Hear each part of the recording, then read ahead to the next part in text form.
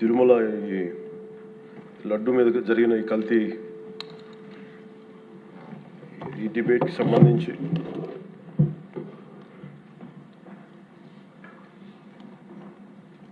$68 లక్షల కిలోల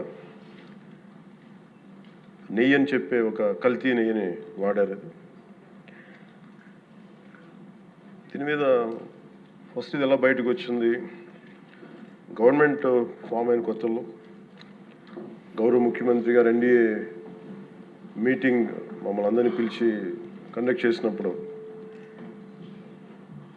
ఆ రోజు ఒక నేషనల్ డైరీ డెవలప్మెంట్ బోర్డు చేసిన రిపోర్ట్ని చదివారు. వీళ్ళు గత పాలనలో ఇది కూడా జరిగింది అనేది టీటీడీ బోర్డు వారి పాలక మండలి చేసిన ఇది కూడా జరిగింది అనేది తెలియజేశారు. అంతే, అక్కడితో అయిపోయింది అధ్యక్ష. దాన్ని అంతకు మించి ముందుకు తీసుకెళ్ళాలి. లేదంటే నేను అది విని నాకేమనిపించిందంటే ఇలాంటివి కూడా జరిగినాయా? ఎందుకంటే ఆల్రెడీ గతంలో తిరుమలకి పైకి అంత వెళ్ళినప్పుడు కొంత స్థానికంగా కొంత ఉన్న చెప్పింది, తిరుమలలో చెప్పింది ఇవన్నీ కోరిలేట్ చేసుకొని కొంత ఆ ప్రసాదం కూడా క్వాలిటీ లేదని ఎలా చేశారు ఏంటో అనుకున్నాం. కానీ ఒక గబుక్కుని ఒకళ్ళు బ్లేమ్ చేయడం అనేది చాలా ఆలోచించి మాట్లాడుతాం. ముఖ్యంగా పబ్లిక్ లైఫ్లో ఉన్నాం కానీ బాధ్యతగా ఉన్నాయి మా పొజిషన్లో. అలాంటిది అసలు ఈ నెయ్యిలో కల్తీ జరగలేదు ఇవన్నీ వాళ్ళు మాట్లాడుతుంటే దాని మీద చాలా కంప్లీట్ వివరణ ఇవ్వాల్సిన అవసరం ఉంది అనిపించింది అధ్యక్ష. ముఖ్యంగా గత ప్రభుత్వ పాలనలో ఉన్నప్పుడు ఎక్కడా కూడా దేవాలయాల మీద దాడులు జరిగినా ఇంకోటి జరిగినా ఎక్కడా కూడా మేము దోషుల్ని పట్టుకోండి అని చెప్తా వచ్చాం తప్ప ఎక్కడా కూడా మీరు చేయించారని కానీ మీరు ఉన్నారని కానీ ఎక్కడ ఎందుకంటే తక్కువ అలా కూర్చోబెట్టి ఎలా పడితే అలా మాట్లాడటానికి బాధ్యత ఉంటాం కాబట్టి అలా మాట్లాడలేము. అలాగే ఇది కూడా గౌరవ ముఖ్యమంత్రి గారు రోజు ఎన్డీఏ సభలో చెప్పినప్పుడు మాకు కూడా ఏమనిపించిందంటే దీన్ని ఎలాగా అడ్రస్ చేయాలో నాకైతే ఇంటికి వెళ్ళాక నాకు అర్థం కాలేదు. ఇలాగ యానిమల్ ఫ్యాక్ట్ కూడా కలిసి ఇది ఎన్డీడీబీలో వచ్చింది అని నేషనల్ డైరీ డెవలప్మెంట్ బోర్డు దాంట్లో. సో ఇవన్నీ కూర్చోబెట్టి మాట్లాడుతున్నప్పుడు నేను తర్వాత మార్నింగ్ నేను ట్వీట్ చేశాను అధ్యక్ష. దాని మీద ఎందుకు ట్వీట్ చేయాల్సి వచ్చిందంటే వరుసగా నన్ను ట్యాగ్ చేస్తే చాలా మెసేజ్లు వస్తూ ఉన్నాయంట. నా ఆఫీస్ నుంచి అన్ని పంపించేటప్పుడు నేను చూసాను ఏం జరిగిందంటే మీరు ఎవరు మాట్లాడరేంటి, ఇలాంటి రిపోర్ట్ ఉన్నప్పుడు కూడా మీరు ఎవరు మాట్లాడరు ఏంటంటే అప్పుడు నా ఉద్దేశం ఏముందంటే ఇది ఈ దేవాలయాలు జరిగే ఇలాంటివన్నీ ఇవన్నీ కూర్చోబెట్టి దీనికి ఒక రక్షణ ఒక సనాతన ధర్మ రక్షణ బోర్డు లాంటి ఉంటే బాగుంటుంది. ఎందుకంటే ఇలాంటి కూర్చోబెట్టి చాలా న్యూట్రల్గా చాలా ఆబ్జెక్టివ్గా చేయొచ్చు ఇవి అనే ఉద్దేశంతో నేను పెట్టాను అధ్యక్ష. నాకు గిల్ట్ ఎక్కడొచ్చిందంటే అరే ఇవన్నీ మనకి లాస్ట్ 2-3 ఇయర్స్ మా టెంపుల్ దగ్గర తిరుమలకి వెళ్ళినప్పుడు కూడా గౌరవ మంత్రివర్యులు మనోహర్ గారు మేము వెళ్ళినప్పుడు మా దృష్టికి చాలామంది తీసుకొచ్చారు అధ్యక్ష. మేమే 2-3 పర్యాలు మేమే మాట్లాడుకున్నాం. సో నాకు అవన్నీ గుర్తొచ్చి అరే మనకి తప్పు జరిగింది తెలిసి మనం దాన్ని సరిగ్గా తీసుకెళ్ళకపోయిన ఒక పశ్చాత్తాపంతో నేను ఒక దీక్ష చేశాను అధ్యక్ష. ఆ తర్వాత దాన్ని అందరూ అన్ని రకాలుగా తీసుకెళ్ళారు సార్ 3 పార్టీస్. అలాగే మాకు తర్వాత మొన్న గౌరవ ముఖ్యమంత్రి గారు మనకి కేశవ్ గారు మా క్యాబినెట్లో కూర్చున్నప్పుడు మా దృష్టికి తీసుకొచ్చింది అసలు ఈ నెయ్యిలో నెయ్యే లేదనేది చాలా స్పష్టంగా తెలియదు. మాకేమనిపించిందంటే ఏదైనా సరే innovation is very important in life. Innovation లేకపోతే ఈ పాటికి ఒక్కొక్కరు ఒకలా ఇన్నోవేట్ చేస్తారు. బట్ ఈ పర్టికులర్ ఈ గత ప్రభుత్వంలో ఉన్న వ్యక్తులు వీళ్ళు అరాచకంలో ఇన్నోవేషన్ చేశారు. వీళ్ళు కల్తీలు కూడా అంటే మామూలుగా ఒక నెయ్యి కావాలంటే పాలలో నుంచే కాకుండా రసాయనాల నుంచి కూడా తీయచ్చు, మిగతా వాటి నుంచి కూడా తీయచ్చు అని చేసి చూపించారు. దానికి సంబంధించిన కంప్లీట్ ఈ సిబిఐకి ఆ రిపోర్ట్ ఇచ్చినప్పుడు ఎక్కడా కూడా నెయ్యి లేకుండా వీళ్ళు నెయ్యి తయారు చేశారని చాలా స్పష్టంగా తెలియజేశారు. ఇప్పుడు మనం ఏం మాట్లాడుతున్నాం వీళ్ళందరితో అంటే ఎక్కడా కూడా ఈ సభ సాక్షిగా చెప్తున్నాను, ఇది ప్రజలకు కూడా తెలియాలి. ఎక్కడా కూడా గత ప్రభుత్వం తాలూకు హెడ్ చేసిన వ్యక్తి చేశారని ఎక్కడ కూడా నేను ప్రత్యేకించి మాట్లాడాలి. నేనేం చెప్తాను, టీటీడీ పాలక మండలి బాధ్యత ఇది. మీరు కూర్చోబెట్టి మీరు బాధ్యత తీసుకొని వాళ్ళ పార్టీ ఆ ప్రభుత్వం స్థాపించినప్పుడు వాళ్ళ నియమించిన పాలకా మండలి వాళ్ళు చేసిన తప్పులకి సింపుల్ ఏం చేయాలి అధ్యక్ష? ఒక ఇంటర్వ్యూలో కూడా నన్ను అడిగితే నేనేం చెప్పానంటే you mean to say you don't blame the person who headed the last government అంటే my intention is not that. My intention is always to say that who did this, who are the perpetrators. A perpetrators is more or less they are the TTD board. Let them be accountable for that. ఎక్కడా కూడా నేను ఈ వ్యక్తి గురించి మేము మాట్లాడలేదు, ఎందుకంటే డైరెక్ట్గా ఇన్వాల్వ్మెంట్ ఉందని మనం చెప్పట్లేదు అది, ఎందుకంటే వాళ్ళు నియమించిన బోర్డు ఇది. కానీ వాళ్ళు ఏం చేస్తున్నారు అక్కడ కూర్చోబెట్టి, ఎక్కడా కూడా సింపుల్గా ఏం చేయాలి దీక్ష?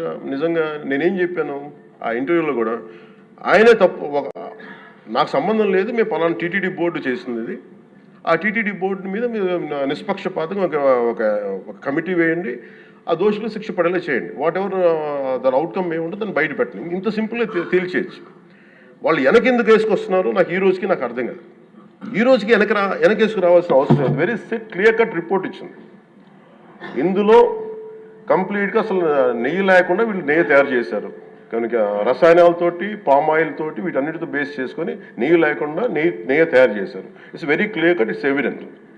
ఇప్పుడు ఎందుకు ఇంత డిస్కషన్ అవుతుంది అధ్యక్ష? మనందరం కూర్చోబెట్టి ఇంత సభా సమయాన్ని ప్రజలకు ఇవ్వాల్సింది కేవలం తిరుపతి లడ్డు గురించి ఎందుకు మాట్లాడాల్సి వస్తుందంటే, వాళ్ళు నిజంగా కనుక ఉప్పేసుకుని ఉంటే కల్తీ జరిగింది, దానికి తగ్గ లా ఏం కోర్స్ యాక్షన్ ఏం తీసుకోవాలో తీసేసుకుని అయిపోతుంటే దానికి ఎవరైతే పర్పెట్రేటర్స్ ఉన్నారో వాళ్ళకి ఆ శిక్షగా వెళ్ళిపోతారు. అలా కాకుండా అసలు ఆ నెయ్యిలో కల్తీ లేదు, యానిమల్ ఫ్యాట్ లేదు, రిపోర్ట్ ఇచ్చిన తర్వాత ఇవన్నీ. అందుకని ఈ సభ ఈరోజు ఇంతమంది మాట్లాడాల్సి వస్తుంది అధ్యక్ష.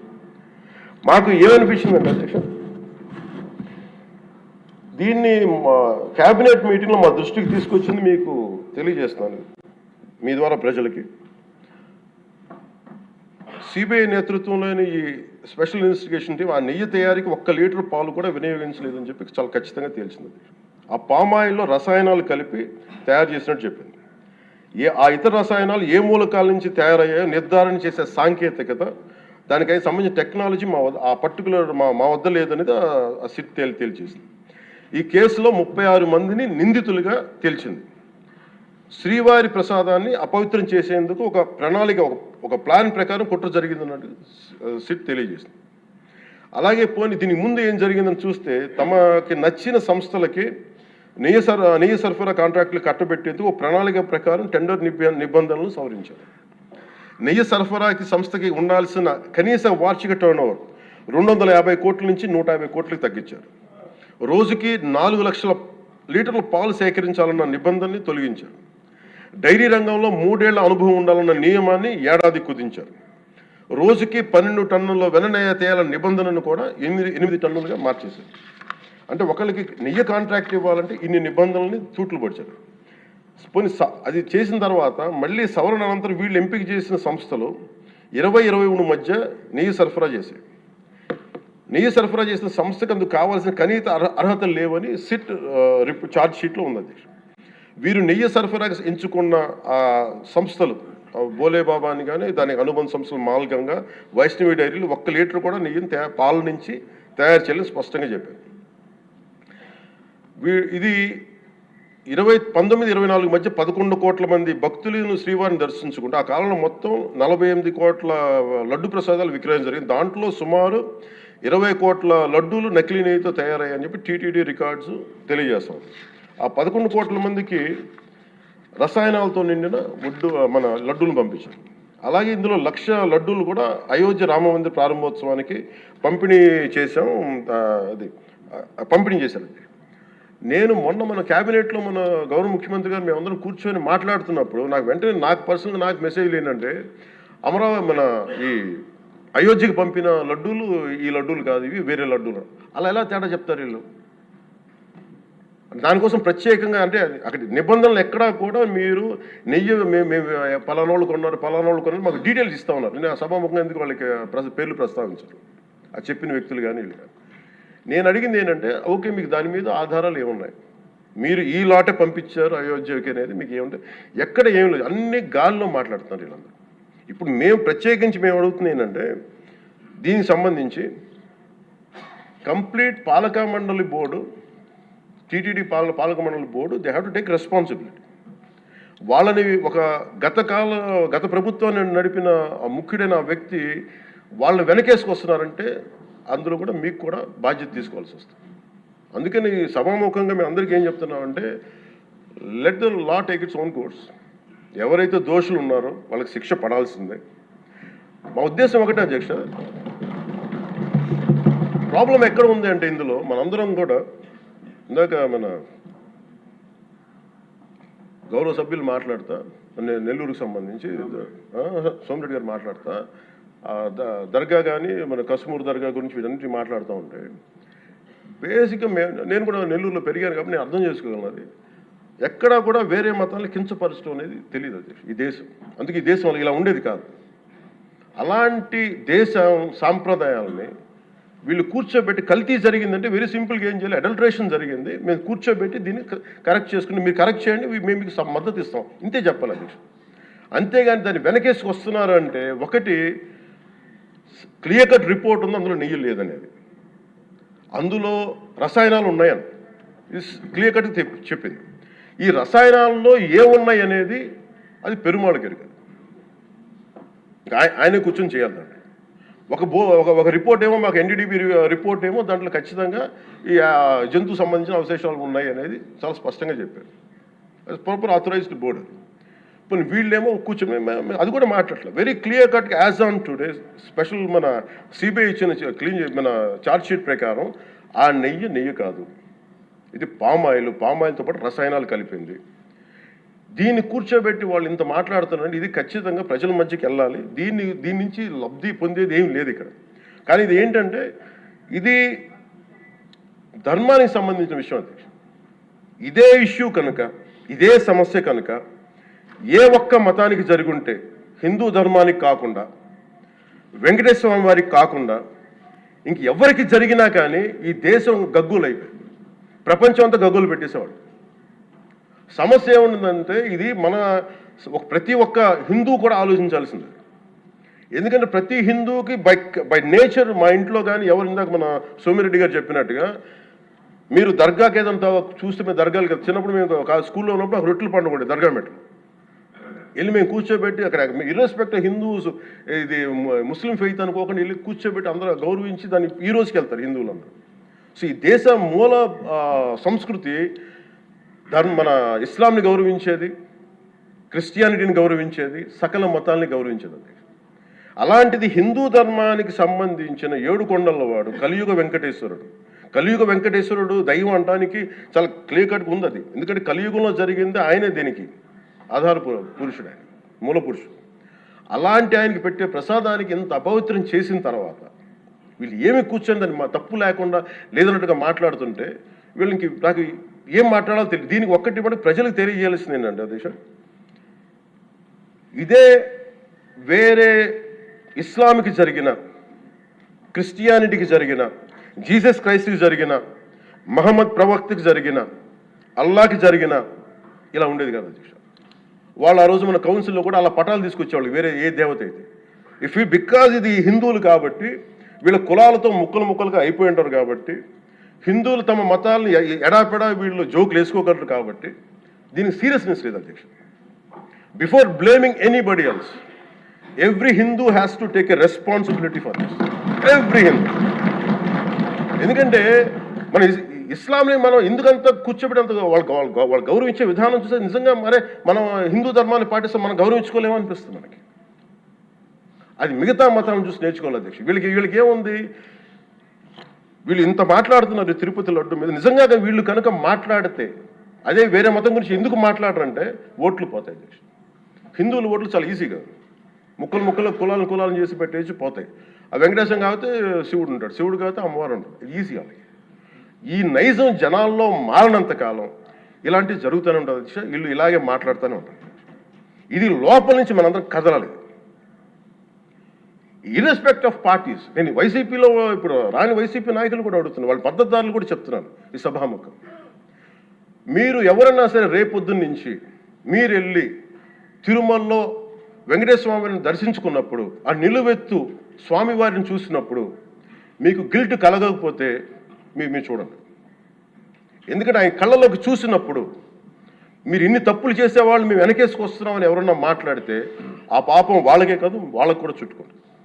ఇది ఖచ్చితంగా దీన్ని ఎక్కడో చోట దీనికి ఒక లాజికల్ కన్క్లూజన్ అయితే పట్టుకెళ్ళదు.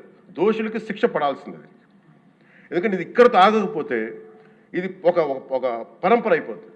అందుకని మేము ఖచ్చితంగా I'm committed to get this who are are the perpetrator they should be punished. అలాగే ఒక ముగింపు 2 వాక్యాలు చెప్పి నేను చెప్పి ముగిస్తాను. మొన్న మధ్య నేను ఆముక్తమాలి చదువుతున్నప్పుడు 218వ పద్యం దాంట్లో ఆయన చెప్పింది ప్రత్యేకించి దేవాలయాల మీద డబ్బుల్ని ఎలా అంటే రాజుకి కర్తవ్యాన్ని ఉపదేశించే పద్యం. ఆయితికానికి ఇవ్వకు మమరాలయ ముఖ్యము, అతడు అర్థతృష్ణాయుతుడై నిజోర్వియగు నష్టికి ఆ ధనమును తరల్చి రాజు ఆయతనమునకు చేర్చు మరి అట్టిది ఆపత్యము కాన ఒంటిగాడే అధికారి కావలయ ఇంచుకు తిన్నను వాడే రూపురం. మనకు తెలిసిన మహా గొప్ప పరిపాలకులు కృష్ణదేవరాయలు రాసిన అముక్తమాల్యదలోనిది ఈ పద్యం. దేవుడి సేవలో ఎలాంటి వారిని నియమించాలో రాజుకు కర్తవ్యాన్ని ఉపదేశించే పద్యం. రాజు కోసం వసూలు చేసేవాడికి దేవాలయంపై అధికారం ఇవ్వద్దు. అలాంటి వాడు డబ్బు మీద ఆశతో రాజ్యానికి వసూళ్లలో నష్టం వచ్చినప్పుడల్లా దేవుడది ధనాన్ని తరలించి రాజు ఖజానాకు చేర్చేస్తూ ఉంటాడు. అలాంటిది తప్పుడు పని కాబట్టి ఎలాంటి మమకారాలు లేని ఒంటరి వాడే ఆలయానికి అధికారిగా ఉండాలి. ఒకవేళ వాడు దేవుడి సొత్తు తిన్నప్పటికీ ఆ పాపానికి వాడే నాశనం అవుతాడు. కానీ ఆ డబ్బు తెచ్చి రాజుకి చేర్చడం వల్ల ఆ రాజ్యమే నాశనం అవుతుంది అని చెప్తుంది అధ్యక్ష పద్యం. గత ప్రభుత్వ పరిపాలన కాలంలో జరిగిందంతా అచ్చంగా ఇలాగే జరిగింది. అంటే ఇది మనందరికీ కూడా చాలా లోతుగా ఆలోచించాలి. ఇది భగవంతుడికి సంబంధించిన అది. అంతమంది వెళ్ళి వాళ్ళ కర్మని అక్కడ వేస్తారు అధ్యక్ష డబ్బులుగా. ఆ కర్మని ఆ పుణ్యస్థలమే కాపాడాలి. భక్తులు తాలూకు ఆ నిత్య ఏడుకొండల వాడి నామస్మరణే కాపాడదు తప్ప ప్రజలు చేసిన కర్మను ఎవరైతే భగవంతుడి సొమ్ముతో ఆడుకుంటారో, భగవంతుడి డబ్బును దోచేస్తారో తరాలు కూడా లేచిపోతాయి. చాలా జాగ్రత్తగా ఉండాలి. ఇది ఎంత మనం ఇది చాలా పుణ్యకార్యాలకు ఇవ్వాల్సింది. అందుకని వీళ్ళందరికీ కూడా ఇప్పటికైనా దీనికి కల్తీ జరిగింది వాళ్ళు ఒప్పుకుంటామని చెప్పి వాళ్ళు నిజానికి ఇంకా ఇబ్బంది లేకుండా ఇంక మళ్ళీ దీని గురించి మీరు ఢిల్లీకి వెళ్ళి కోర్టులు వేసే కొద్దీ మీ పాపం పెరుగుద్దే తప్ప మీ నాశనం కొంచెం ఫాస్ట్ అవుద్ది తప్ప ఇదైతే తగ్గదు. అందుకని దయచేసి అందరం ఈ ఒక్కటి అధ్యక్ష ఇంకొక మరో మాట చెప్పి మీరు ఎక్కడో చోట ఈ దేశం హిందూ దేవతల మీద హిందూ ధర్మం మీద దాడి జరుగుతున్నప్పుడు irrespective of political parties, irrespective of what you are, where you are, which language you speak, ఏ భాష మీరు మాట్లాడతారు, మీరు ఏ కులస్తులో తెలియదు, కానీ హిందూ ధర్మాన్ని మటుకు దాడి జరుగుతున్నప్పుడల్లా ముక్త కంఠంతో ఏకాభిప్రాయంతో ఖండించకపోతే మటుకు ఇలాంటి పరంపర కొనసాగుతూనే ఉంటుందని తెలియజేసుకుంటూ సెలవు తీసుకుంటాం. చాలా పవన్ కళ్యాణ్ గారు చాలా అత్యద్భుతంగా ప్రజల్ని ఆలోచింపజేసే విధంగా చాలా అద్భుతంగా మాట్లాడారు. అప్పుడే అయిపోయిందా అని ఫీల్ అయ్యేలాగా చేశారు. ధన్యవాదాలు. ఇప్పుడు గౌరవ